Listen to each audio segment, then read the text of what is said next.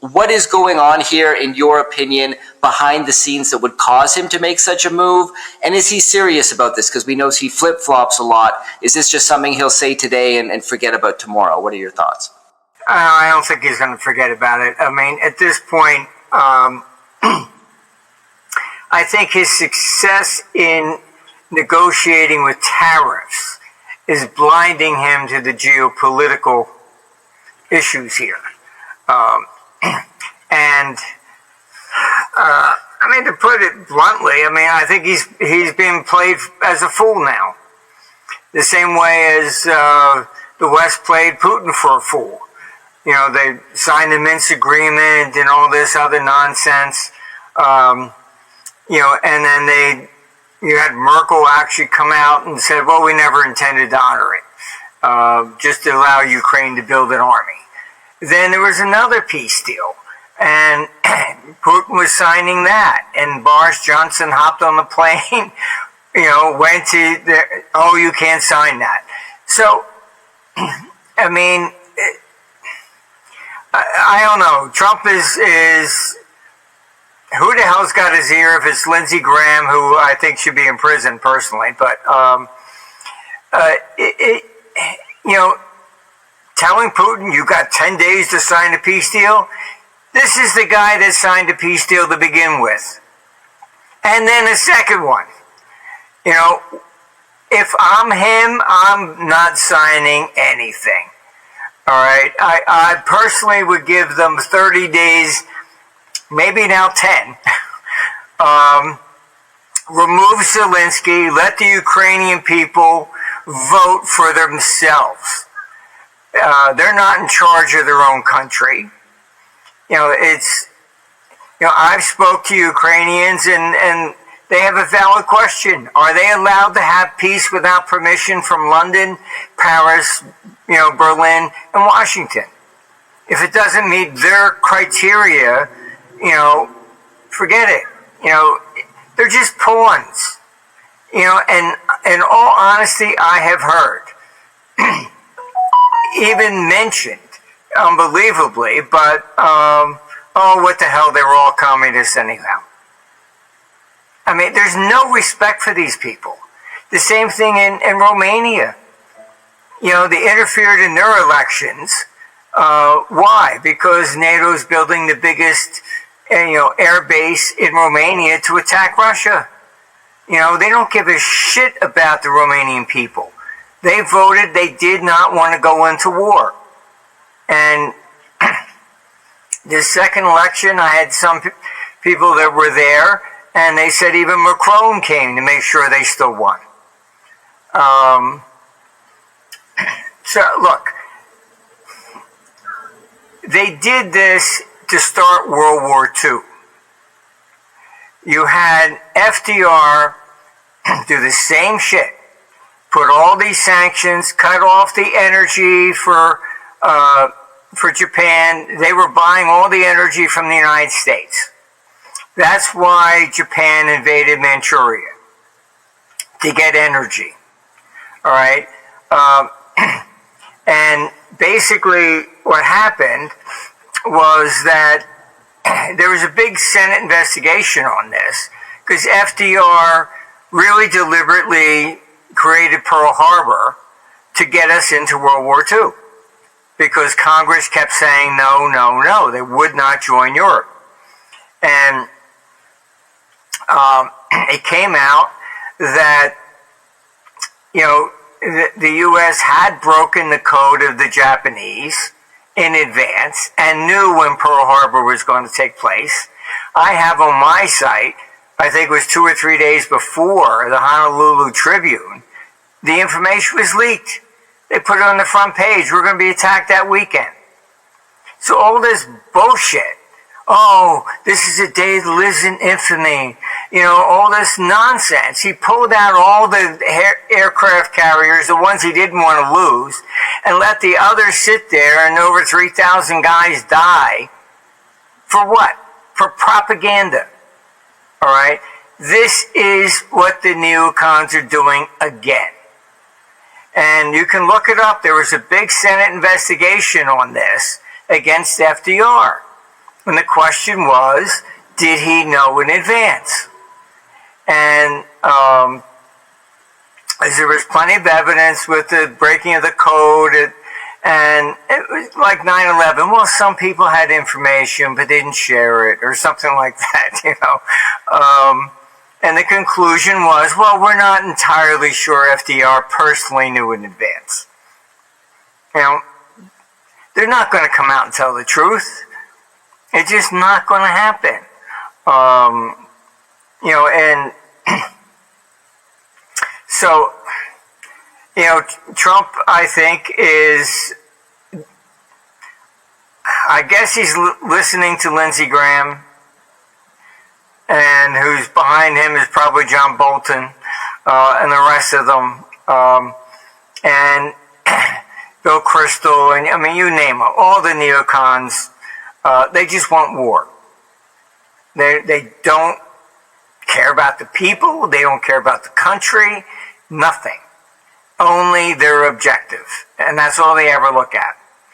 You had Robert McNamara. You can look at his apology it's on YouTube. He took us into Vietnam. Before he died, he says, "Oh, very sorry, we were wrong. We thought Russia was involved. It was just a civil war." Well, 58,000 Americans died because he was wrong. They don't care. He thinks he's cleaning his conscience before he dies. Tony Blair's apology, also on YouTube, for the weapons of mass destruction that never existed. We thought we were, freeing the people of Iraq from the tyranny of Saddam, but we subjected them to more sectarian violence. Terribly sorry. Look, I know Bill Kristol. He even spoke at one of our conferences. His father's the one that started the whole neocon movement. And what a lot of people need to know is, I think they got into Trump using Netanyahu. I grew up in Philadelphia area. Netanyahu went to school there. He hung out with the Kristols, family affairs, etc. He is a neocon. Okay? The same as Kristol, the same as Bolton, the same as all of them. I think they got into him using Netanyahu, and Trump said, "Oh, he's a head of state." No, he's the same as them. Look at what he's done in Gaza. Just killing civilians, wiping them out. He's having to back off. Even the military's objecting to it now. And this is what they are. They don't care about human life. They don't. I don't know what it is. They just have to win, and they don't give a shit. And this is the danger. NATO is nothing but a neocon retirement home. Their sole purpose is war. That's it. Why anybody listens to them? Well, here's a gun. Might as well go over and start just shooting people. See how long you last. They don't care. They really don't care. And now a quick break to hear from our sponsor, ARC Silver Gold Osmium owner Ian Everard is considered one of the most honest and level-headed gold and silver dealers in the United States, praised even by his competitors. So give him a call today to take advantage of the specials right now. Silver Kangaroos 2023 1-ounce coins, mint fresh, only $2.47 over spot. Mint fresh silver maple leafs 2025 coins, 1 ounce, $2.87 over spot. While supplies last. Reach out today at 307-264-9441 or by email at ian@arcsgo.com, and make sure to tell him that Commodity Culture sent you. And now, back to the interview. Well, I think that segues perfectly into these reports that you've put out recently. I want to read a quote from one of them. You wrote, "Reliable sources are saying that the discussions now behind the curtain are calling for NATO to declare a proxy war on Russia and that they are intending to send in 250,000 troops to Ukraine." Could you expand on that for us? When do you think these troops might get sent? And what could such a move potentially do to provoke the Russians to potentially, directly attack NATO countries in retaliation? Do you see that as a possible response?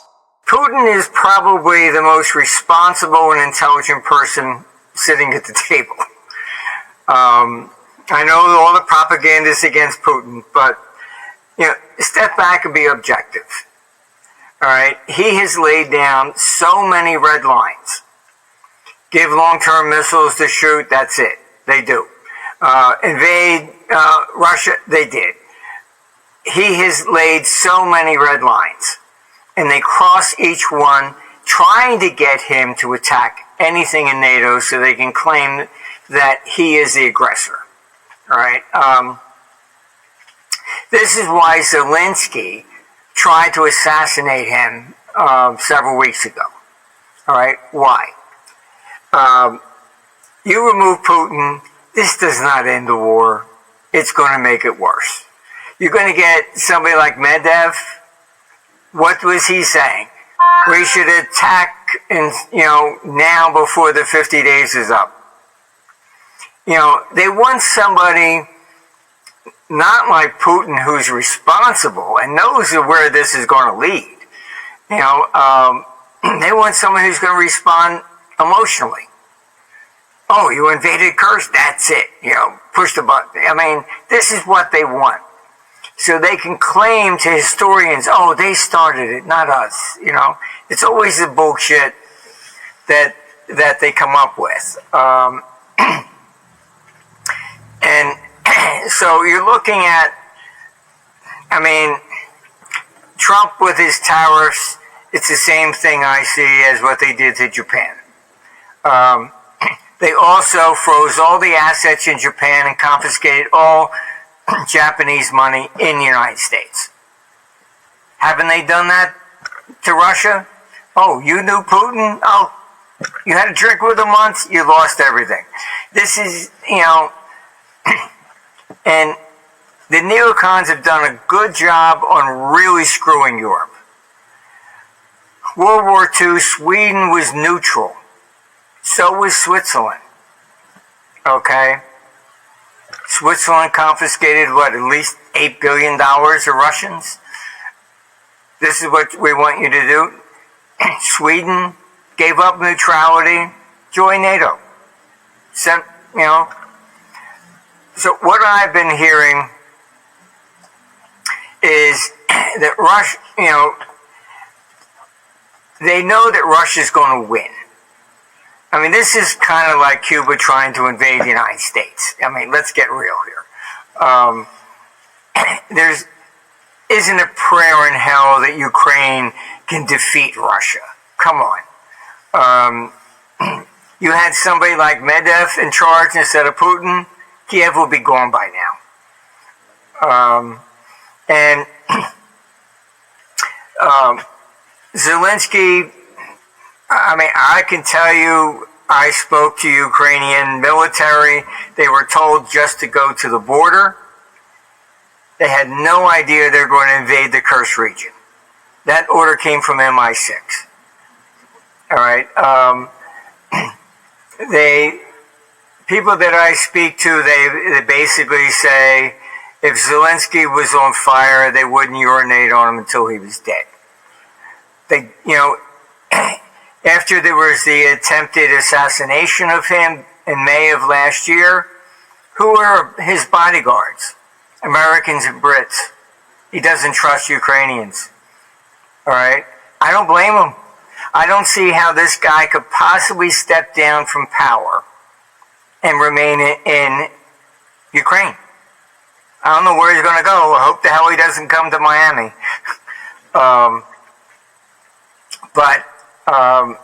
He is, there's videos. He's taking kids with Down syndrome and kidnapped them and sent them to the front line. Come on, I mean, what the hell's going on here? It's he's deliberately outlawed the Russian language, outlawed their religion, beating up Orthodox priests. Even the Pope has come out against them. You know, you can't do this to people's religions. You know, and so they know Ukraine's going to fall. So it's getting very, you know, if you look at most of the stories, oh, Russia's weak, they're losing, whatever, just look at the source. It's usually ISW, Institute for the Study of War. Who is that? Victoria Nuland's sister-in-law. And the Economies organization. Not independent. All right. So NATO's been looking at sending in 250,000 troops. The precedent is they did that to Bosnia in 1995 and they did it to Kosovo in 1999. Neither had anything to do with NATO. All right. What was the excuse? Oh, humanitarian. Okay. So they go in and they bomb the hell out of Serbs. Why? Because they supported Russia. That's it. And so that's the precedent that I'm hearing. They're going to call it humanitarian because Ukraine's going to fall. So they'll send in 250,000 troops. And the reason I did finally publish it is that one of the NGOs finally sent out a letter to some of its members privately confirming that they're going to do that. So I said, all right, fine. It's no longer just a rumor. And they can't afford to let Ukraine fall. If they fall, you know, all they've ever done is, oh, if that falls, Putin's going to take all of Europe, or all this bullshit. All right. There's nothing in Europe that is worth taking. They have no energy. They got to buy that from Russia. All right. They have no real gold reserves. All right. This is NATO propaganda. And they put it as, you know, when Khrushchev said, we will bury you. That was all about, essentially, it was a philosophical war. Communism versus evil capitalism. All right? So it wasn't for conquest, it wasn't for money, it was an economic religious war in a way, you know. And Russia, communism fell. The Russian people aren't interested in going back to communism. That's why Putin was so popular. Because Yeltsin was getting attacked by the U.S. on one side. They stick in their puppet Baryshnovsky, an oligarch. And on the other side, the old communists filed a motion for impeachment to get rid of Yeltsin, trying to take it back to the USSR. And that's why he turned to Putin. He wasn't a communist and he wasn't, you know, an oligarch. And that's why he was so popular that people cheered largely because they didn't want to go back the other way. And the same thing in China. I mean, it's... they don't want to go back to communism either. You know, once they get a taste of freedom, and I think they got more billionaires than the United States does. You know, then, you know, oh yeah, let me give it all to the government and go back. Yes, no, not going to happen. So NATO's propaganda. Oh, Russia wants to take. It's the same thing from the Khrushchev days. All right, but the motive is different. It's not there anymore. So, the 250,000 troops is because Ukraine's running out of people to hand the gun to.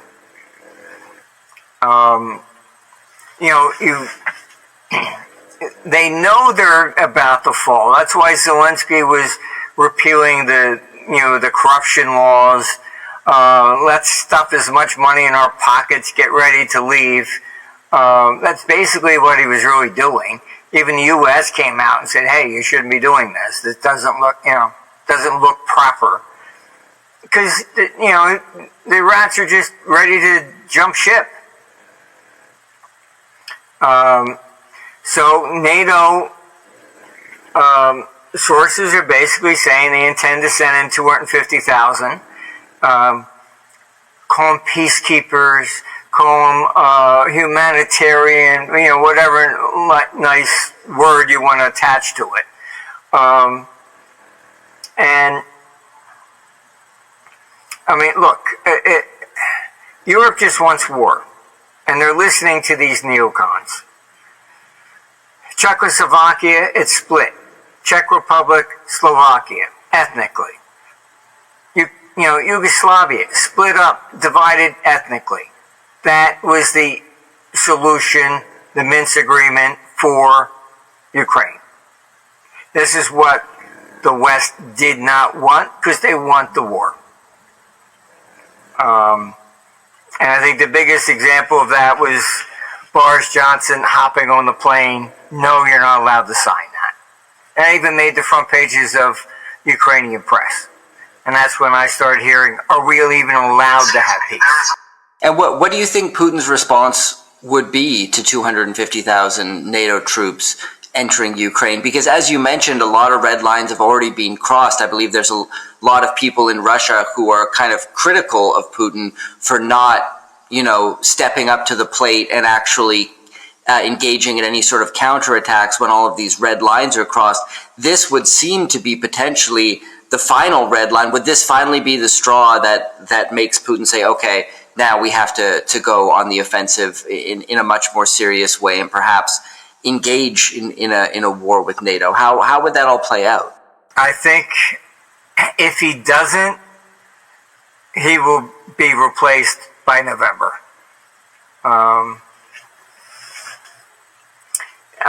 This is... Look, you've had Kalis, the former PM of Estonia, now, running foreign national security at the EU, actually coming out and say Russia's too big, needs to be broken up. What if Putin said that about Europe or the United States? Oh, that's outrageous, What they say against Russia is, it's okay. You had Lindsey Graham, the tapes in the meeting with, I put them on our site, with Zelensky. This is the best money we ever spent to kill Russians. Now, if you said that about blacks or Muslim, wouldn't that be a hate crime? Oh, Russia, it's okay. It's the hypocrisy going on is just, it's too much. Sometimes I wish I was just one of those people with the mask on, driving in my car by myself and not knowing anything, thinking they actually care about me, I don't know.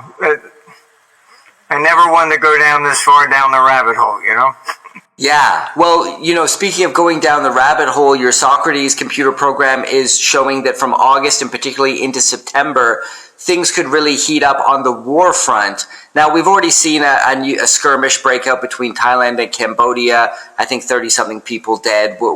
It seems like there's a ceasefire now going in place. They're going to start talking it out. We'll see. But do you think we could see more of these types of conflicts erupt around the world?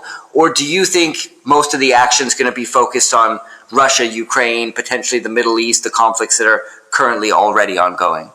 No, I think, looking at history, for whatever reason, war seems to be a contagion, like the flu or something like that. All right, I don't know what it is, but the only way I could explain it is that there are old grudges, all right? And like the American Revolution takes place, then the French go, that's a good idea. Then the French Revolution is taking place, when Washington's being sworn in. If you look at these things, you'll see civil wars in Japan and England, Russia, all at the same time. Even in ancient times, Rome overthrew its Tarquin kings in 509. Within 6 months, the Athenians were overthrowing their tyrants and democracy's born. Tiananmen Square falls, then the Berlin Wall falls within a couple months. It just seems that there is some sort of maybe a connection in that people hear about that and go, that's a good idea.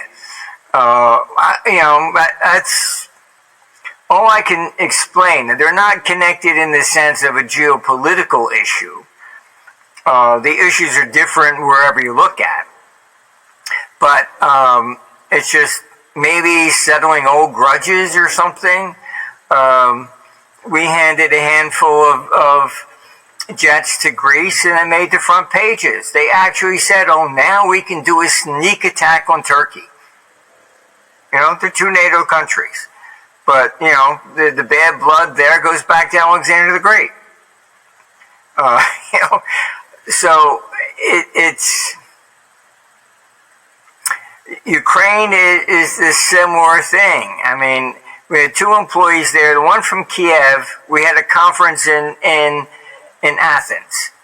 And the one from Kiev refused to fly back the quickest way because the plane stopped in Moscow. Spent twice as long to get home just to avoid a 1 hour stopover in Moscow.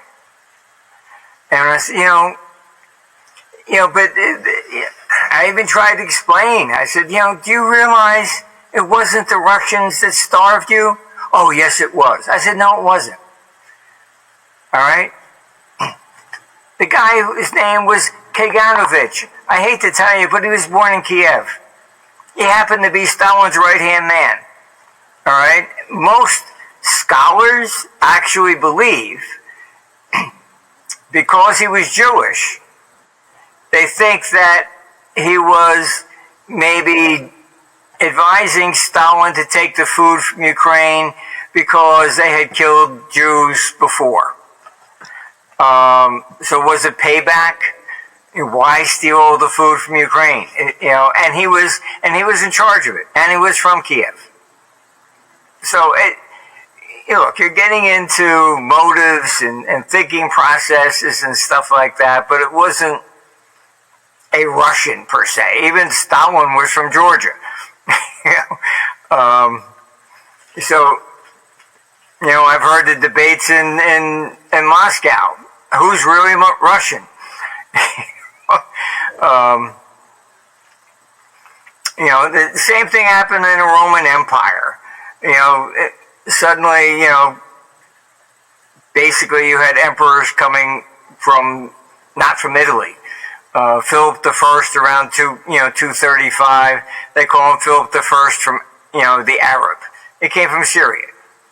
So you have people becoming emperor from all over the place. So it wasn't just Italian or Roman. So that's pretty much what happened to Russia. Even looking at the United States, you had Obama, the first black man becomes president. Things change over time. And so when it comes to global conflicts, your thought is that this could be somewhat of a contagion and that we could start to see other nations enter new wars in addition to this potential Russia versus NATO showdown and the wars in the Middle East, that, the whole Israel-Hamas conflict as well. Yeah, you're probably going to see even tensions rising between Greece and Turkey and the rest of the area. Turkey, to some degree, wants to resurrect, Erdogan wants to resurrect the Ottoman Empire. You see the abuse of Netanyahu in Gaza is causing a lot of other places to get upset. Even UAE is looking at dropping in, food, stuff like this. In Asia, you got, India, Pakistan, long-term disputes. Even within China, Tibet area versus, all these things are historically, they've been there for a long time. You think they're settled for a while, but they're not. People always remember. And, that's pretty much it. So I think what's happening in Thailand is the same thing. It's, that goes back to when the French drew the borders, I think back in like 1907 or something. And then, you're going to see, tensions even with Singapore. Malaysia is like, they just separated things. I mean, all of this. You had China versus Taiwan, which I think has now become inevitable. When you see it escalating with, I would say, Russia versus NATO, that would be the perfect time for them to take Taiwan. And my sources also confirm that, China will be backing Russia, mainly because it's painfully obvious that this is not a war with Ukraine, this is a war with NATO.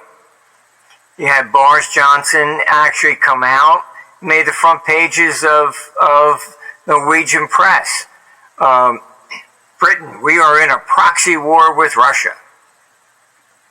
So they're not even hiding it. You got Merz basically saying we're going to give long-range missiles to Ukraine so they can attack Moscow.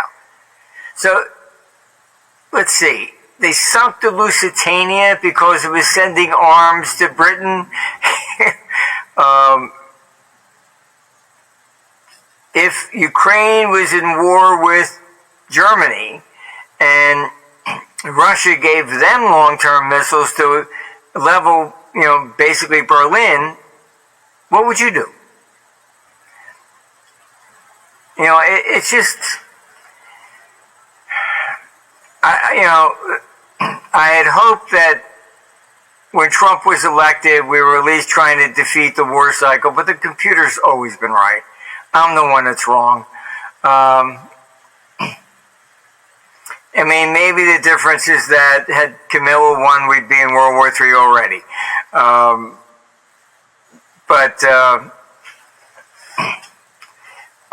What our computer shows is that the tensions should be rising from next week onward. And maybe this dovetails into why, forecasting in advance that Trump is going to lower it from 50 days to 10.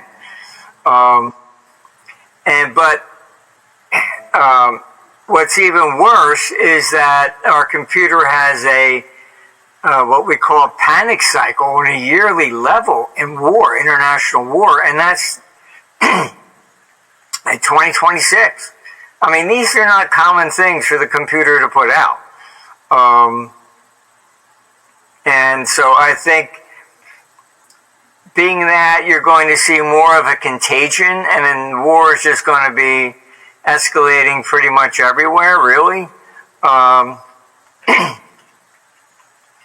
If England and France didn't have a common enemy being Putin, they'd probably go to war again. They have a long history of hating each other. Well, I want to touch on what's happening also in regards to mass migration within countries, because we have all this geopolitical risk, global conflict breaking out, but it seems like there's a bit of a controlled demolition happening within a lot of these countries. It's happening in my home country of Canada. It's especially prevalent in the UK and the EU. A lot of people with cultural views that are very different from the West and who come from very dangerous countries as well, where violence is much more of a common way to solve problems, are being let in with no vetting process, and in many cases they're being given free room and board. We hear about these migrant hotels in the UK. They're getting given weekly allowances in some cases, so then they're calling up their other friends from Afghanistan, Syria, wherever, and saying, hey, they're giving out money if you just come over here. Now, I need to be careful here. I'm 100% for legal immigration. I am an immigrant. I live in Serbia, but I don't get anything, and I have to pay taxes, and the Serbian government isn't helping me out with anything here. But the issue with these Western countries is that it's gotten to such a boiling point. We're starting to see big protests, maybe even riots breaking out in the UK, Ireland as well. And many of these countries where so much immigration is being pushed, it feels like it's on purpose. The thing that I feel like a lot of the news shows that cover this are missing, they're saying this is going to be a disaster. There's going to be civil unrest. We're already seeing riots. Surely, these politicians realize this is happening. What's going on here? Well, it feels like the politicians know very well that it's going to create civil unrest, and they're pushing for it anyways. So it feels like a purposeful act to sow chaos, create division within society, and foment civil unrest. Am I correct in thinking that? And if so, what's the end game here for the people who are pulling the levers behind the scenes? You might be giving them too much credit. I'm not so sure that they're that smart. Right? The whole migration issue, the reason they began it was, first, it was Merkel that started it. And she was against bailing out Greece. And she was being portrayed as evil, whatever. I mean, that Greece had even forgiven, the debts of Germany after the war, and here she's like screwing, every, Greek and refusing to give money. So when the Syrian issue began, that's when she said, oh, well, we'll open our borders to them. And they even put her on the front pages of magazines in Germany, Mother Merkel, as if she was some sort of saint.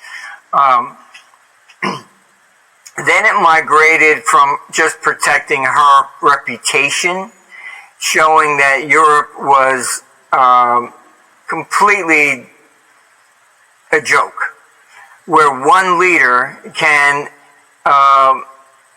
dictate to the entire continent just to save her personal reputation.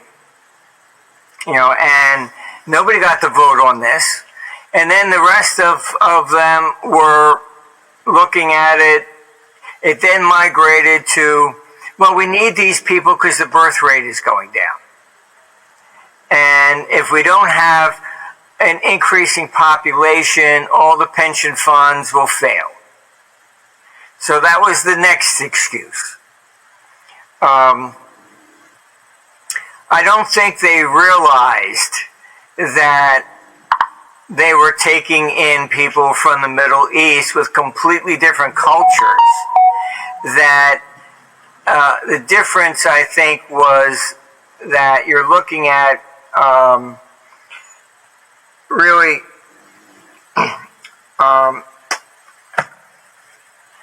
when people came from Europe to America, it was to get away from that stuff, but they assimilated.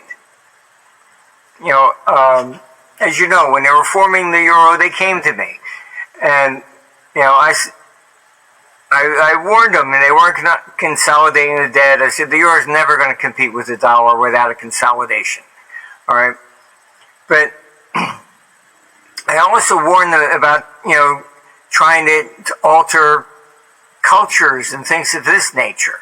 I said, you don't understand what made America great. And they go, oh, what do you mean? I said, it was discrimination. How could you possibly say that? I said, because it was fair. Whoever was the last off the boat, you won the job, you had to speak English. All right? There was no welfare or any of this stuff. So today you ask an American or a Canadian even, what are you? Oh, I'm half Irish, half German, whatever, which you don't see in Europe. Once everybody spoke the same language, then everybody intermarried. You don't see somebody from Scotland marrying somebody from Sicily. Maybe one or two, maybe. But it's not common. I was a keynote speaker for the BIS conference in Paris years ago. And so I sat at the table with all the heads of the central banks. And the table started speaking English because it was the only common language everybody knew. The Italian didn't know how to speak German. The Frenchman sitting next to me was absolutely livid. Oh, this is Paris. We should be speaking French. My opinion is they just are pissed off that they think if Napoleon had won, the world would be speaking French instead of English. I think that's basically what it comes down to. But, you're originally from Canada, outside of Quebec, everybody has to have signs in English and French, but inside Quebec, they're only in French, So, I think that now you're looking at massive civil unrest because of this migration problem. But Europe is far worse than North America. And you have these people that have come in. In Sweden, they set up areas and they put up their own sign, Sharia law here. They're not assimilating. They're not interested. They just brought wherever they left and said, we're going to recreate it here. I was in Germany and last August, and it was like, I said, gee, where are all the migrants? Oh, the government pays a 2-week vacation to go back to the very countries that they fled from for political reasons. I said, oh, that's very nice. A 2-week paid vacation by the German government. You can't make up this stupid stuff. It's crazy. But, when people came to North America, there were no free handouts. It's a completely different thing at this stage in the game, and this is what's going on, and this is why I did warn the White House that they better prevent Israel from attacking the Ayatollah, assassinating him. I said, he's the head of a religion. Okay, about 30% of the population, even in Egypt and other countries on average, are Shiites. That would be kind of like, the patriarch of Moscow assassinating the Pope, or a Protestant. Come on. There's certain things you can't do. And religion is at the top of that list. You can do wars for conquest to make money, okay, that's like Alexander the Great. But there's no way he could have said, well, we're going to go invade this country. Well, what are we going to get out of it? Because the troops, benefited from the spoils of war. Oh, nothing. I just don't like them. Oh, really? You're on your own. Thank you. Goodbye. They turned and prevented him from going into India for that very reason. Wars take place for different motives. And this is why I say that NATO's constant claims of Putin wants to go into Europe for what? Okay, we're not talking about a philosophical issue here of communism versus capitalism anymore. There's nothing there to get. This is Alexander the Great on the borders with India. There's nothing there. All right. So it's just propaganda. And so this migration problem with Europe is especially dangerous because as Israel and Netanyahu, what his real objective was to conquer Iran, but regime change. So he took out all the leaders, and at least Trump, perhaps listened and said, no, don't touch the Ayatollah. They kill everybody else around them. But this is what they do. They took out the head of Hamas. They think assassinating the leaders and they can bring down, cut off the head of the snake and the snake will die. It's not always true. Historically, it's just not. But, Netanyahu is definitely a neocon. He seems to have convinced Trump, and I think that's what got Trump into this change of heart with Russia, etc. I can't prove that, but I think just knowing Crystal and that whole thing, and I went to Mar-a-Lago for dinner with Trump back, in 2020, when he said he wanted to pull the troops out of Afghanistan, but the reason was he was tired of sending letters to their families, your son died for God and country, and he said, what the hell are we doing there? They've been fighting over borders for 1,000 years. So that's why I kind of supported him initially. I thought, okay, fine, that's the first time I heard a head of state even lament about the people that die in the battlefield. Most of them, they don't pay attention. That's just collateral damage. This is like a football game. We just got to win. And they don't think about the cost. The children that grow up with their, father died in war or whatever, or mother. But, the whole, when I look at history, I've studied pretty much every motive and things of this nature, and I can tell you that the rule of law was different in Athens versus Europe. In Athens, if I killed somebody in your family, all right, you were then justified to kill anybody in mine.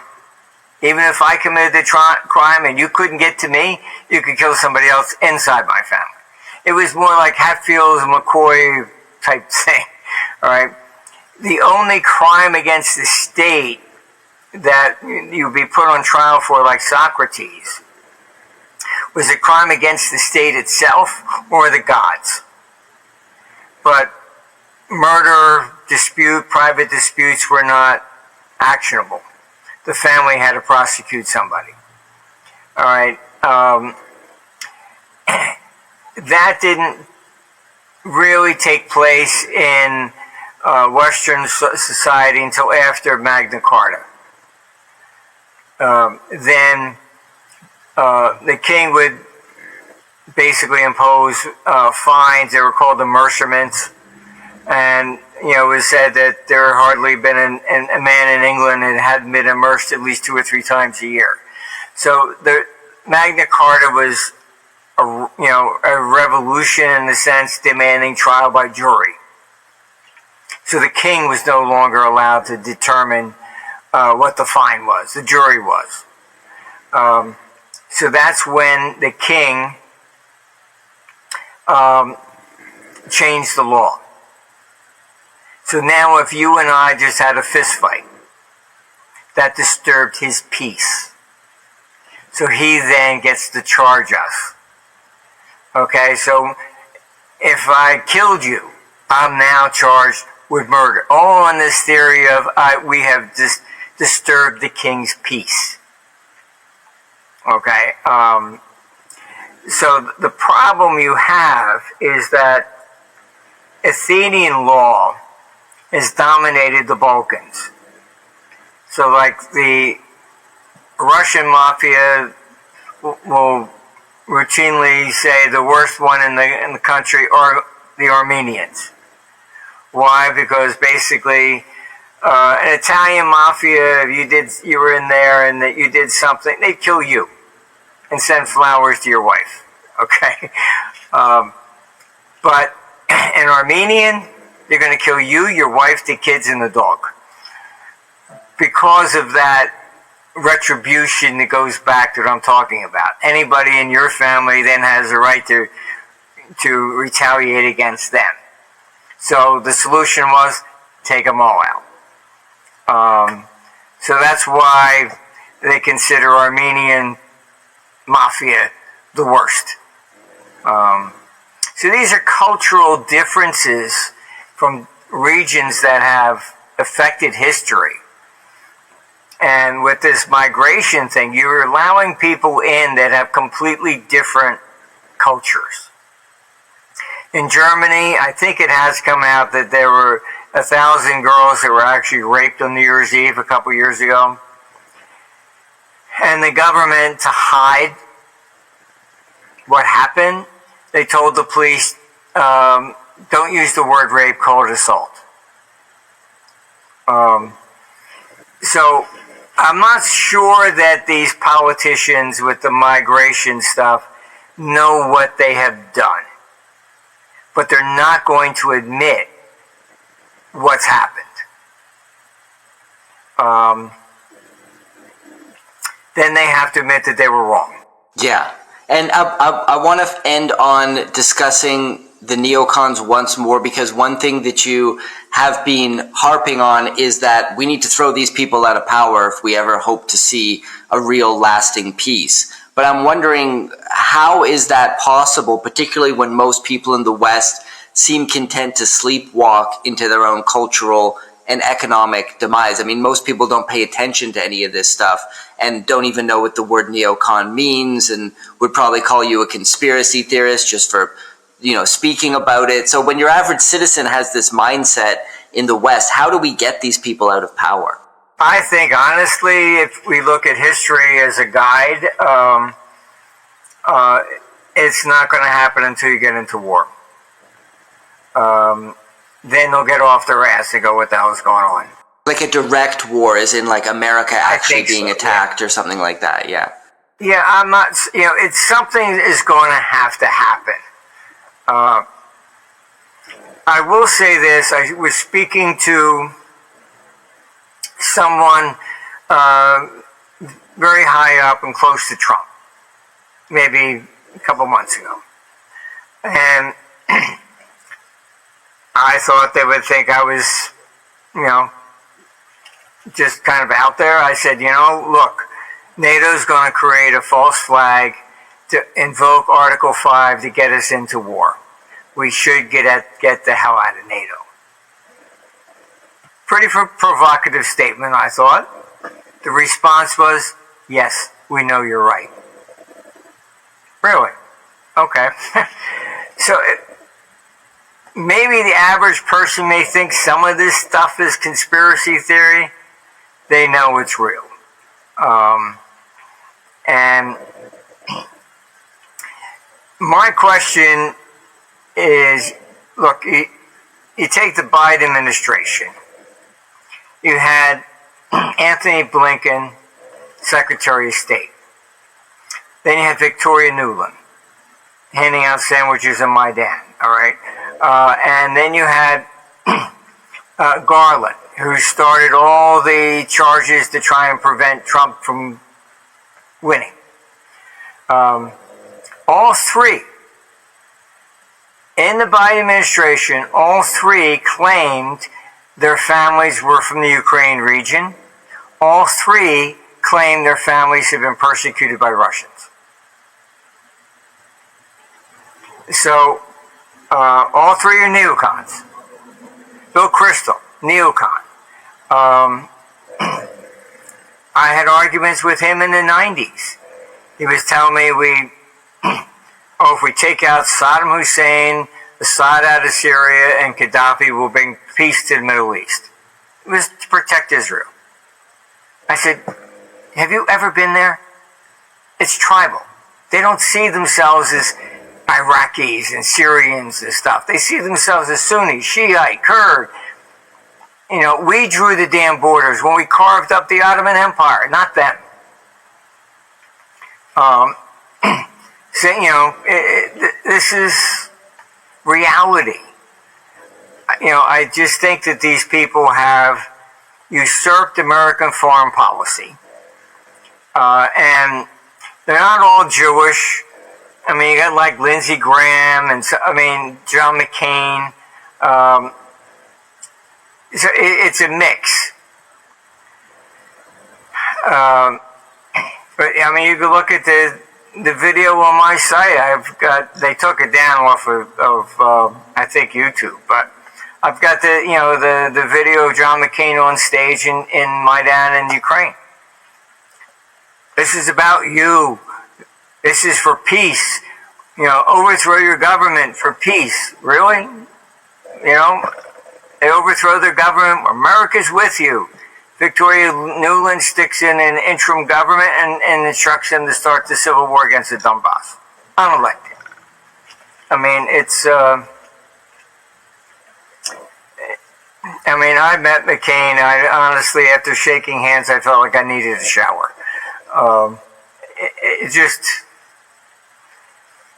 He was so ingrained as a neocon.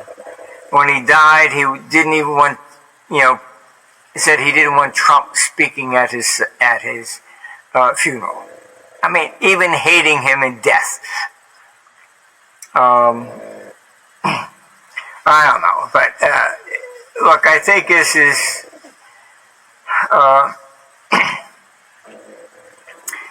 unfortunately where we're going.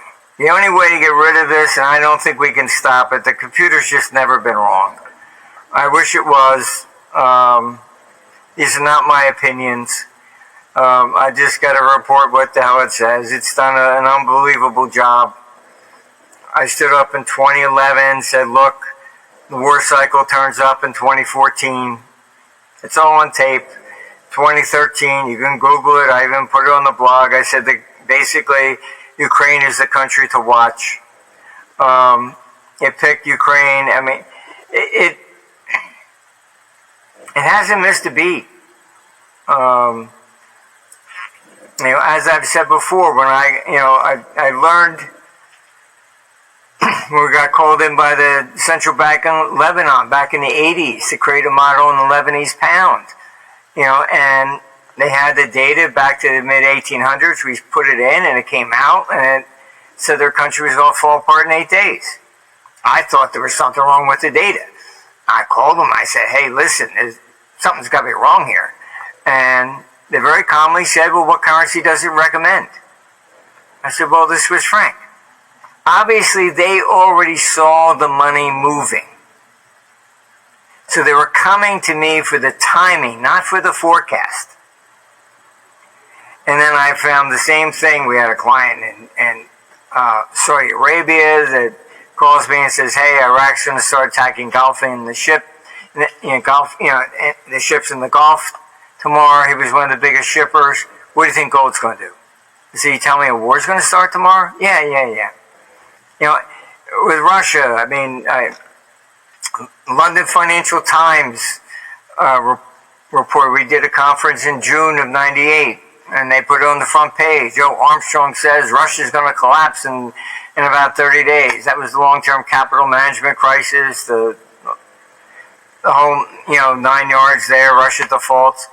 It picks up what I've concluded over the years, how it's somebody always knows in advance, and they move money to make it safe or take advantage of it or whatever.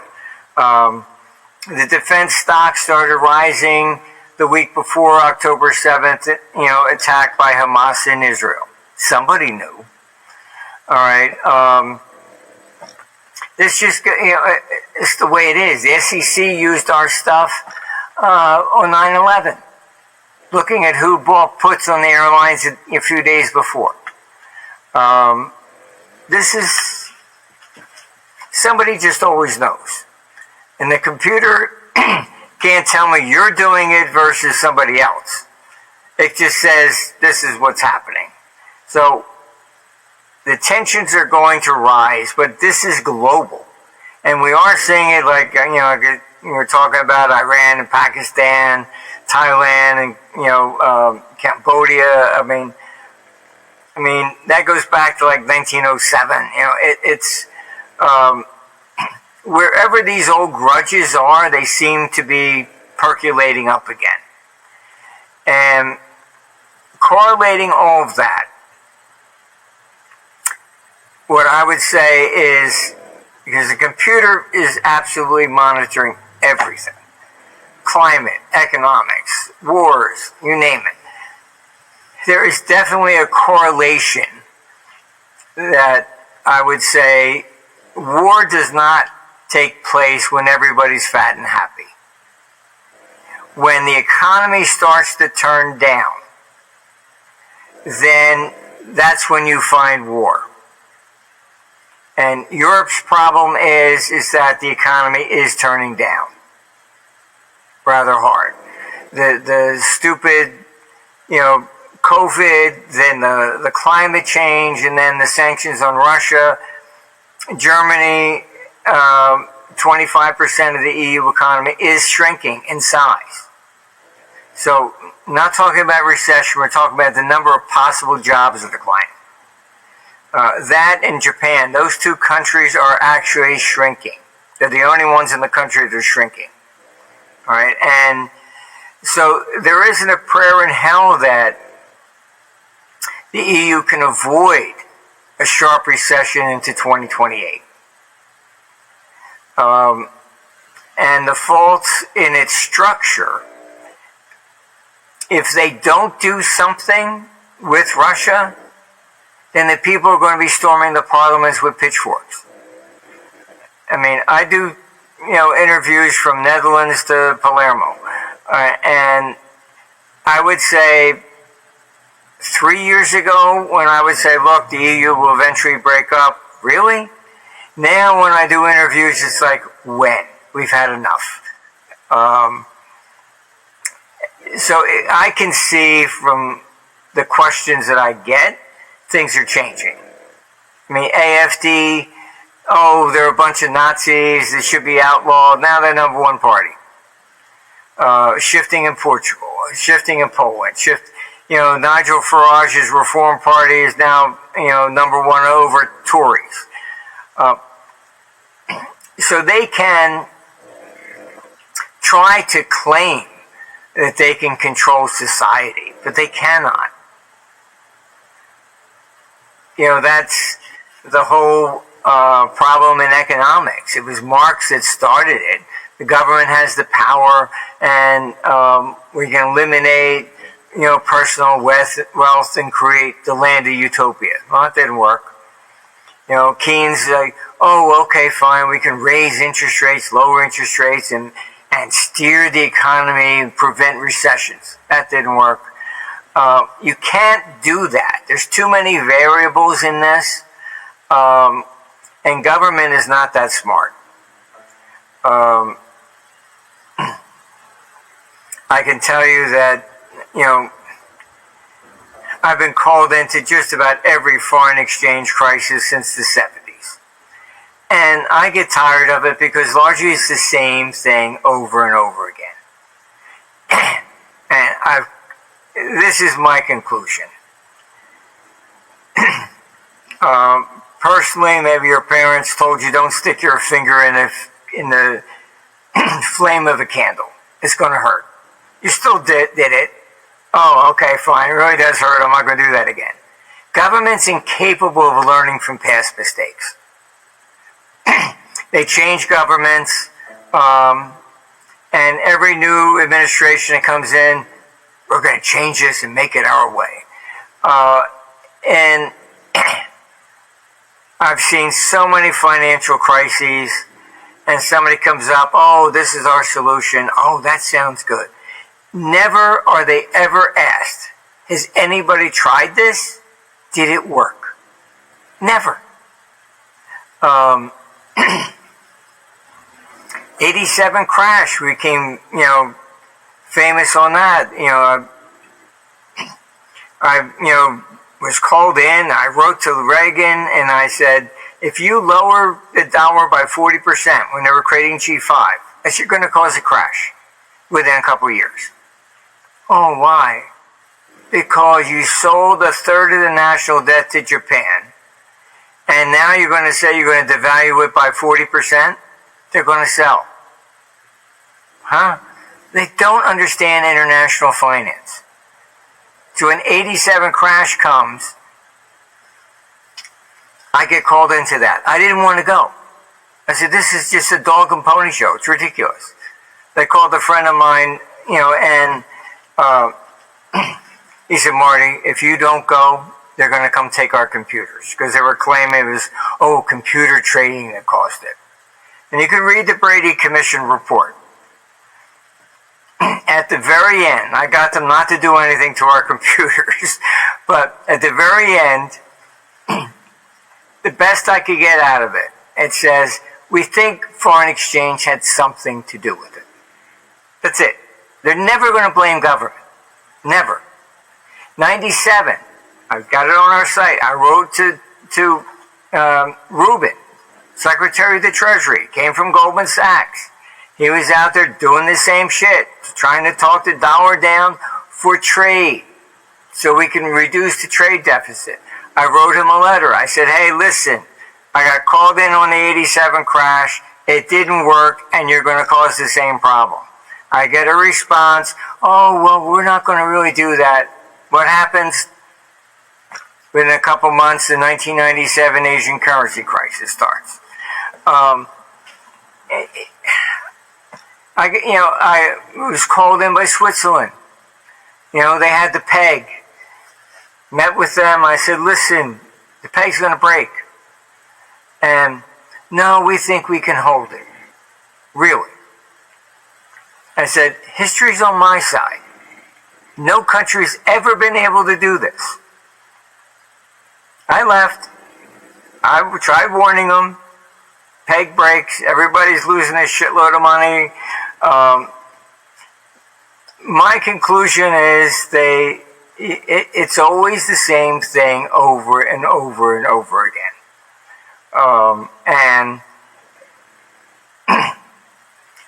trying to, when I was young, yes, I thought I could actually make a difference, and you realize you can't. It's impossible. It's impossible. Yeah, it certainly does appear to be that way, especially when it comes to government, as you've outlined. Well, Martin, fantastic conversation as always. Tell us about Armstrong Economics and where people can access the Socrates platform. Go to armstrongeconomics.com. You don't have to put in any email. We don't sell advertising. We try to keep it as an informative site for the world. We're not blocked anywhere, even in China and Russia, actually. And you can go there to asksocrates.com. That gets you into the computer. It writes over 1,000 reports every day on markets around the world, all by itself. No human interaction or anything else, so it's not biased. I think that's why we're not blocked anywhere, because they know, by the way, I'm not going to have on page 3, by the way, overthrow your government or something, So, and they want the information too. So it's the only fully functioning AI system in the world that has more than a 40-year track record. So that's basically, I think it's